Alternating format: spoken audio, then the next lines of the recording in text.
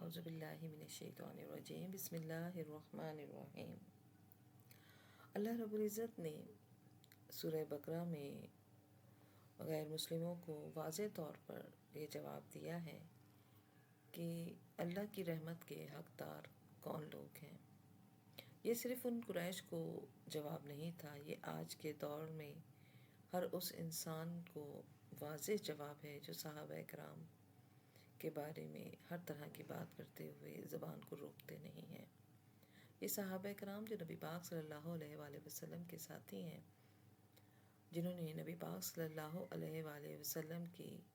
پہلی آواز پر لبیک کہا اور ایمان لے کے آئے، اور پھر آپ صلی اللہ علیہ وآلہ وسلم کے ساتھ اپنے شہروں کو، اپنے گھروں کو، اپنے خاندانوں کو چھوڑ کر ہجرت کی اور نبی پاک صلی اللہ علیہ وآلہ وسلم کی آواز پر اپنی جان، مال، اولادوں کو قربان کرنے کے لیے جہاد کے میدان میں اترے،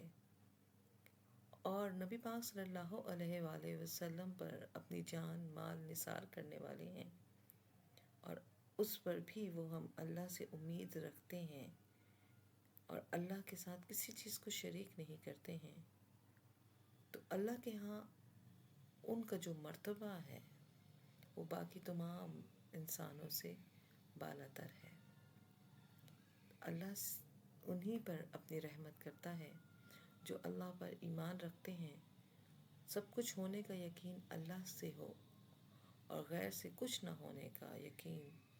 ایمان کی پہلی ڈیمانڈ ہے، اور اس ایمان لانے کے بعد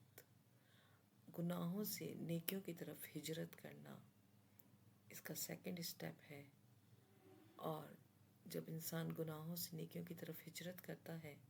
تو سب سے پہلا مقابلہ اس کا اپنے نفس سے آتا ہے، شیطان سے آتا ہے، تو اس کے خلاف پھر جب انسان جہاد کرتا ہے، لڑتا ہے، اپنے خواہشات کو مارتا ہے، اپنے نفس کو مارتا ہے، صرف اور صرف اللہ کے حکم کو پورا کرنے کے لیے، اور اس امید پر کہ اللہ اس سے راضی ہو جائے گا اور اللہ نے اس کے لیے بہترین جنت تیار کر رکھی ہے، تو وہی لوگ پھر اللہ کے ہاں کامیابی کا سفر طے کرتے ہیں اور اللہ کے ہاں بہترین انعام پاتے ہیں۔ تو یہ آیت ہمیں اللہ کے بہت قریب کر دیتی ہے اور ہمیں وہ طریقہ سکھاتی ہے کہ ہم کس طرح سے اپنے آپ کو اللہ کی رحمت کا حقدار بنا سکتے ہیں۔ ایمان لے کے آئیں گے اور اللہ کے حکم پر گناہوں کو چھوڑ کر نیکیوں کی طرف ہجرت کریں گے اور اپنے نفس اور شیطان کے خلاف جہاد کریں گے، اور اللہ کی رحمت سے ہر حالت میں چاہے جتنے مشکل حالات ہوں پر امید رہیں گے اور اللہ ہی کی رحمت کو دیکھیں گے، تو انشاءاللہ اللہ کی مدد ضرور ہمارے ساتھ ہوگی، انشاءاللہ۔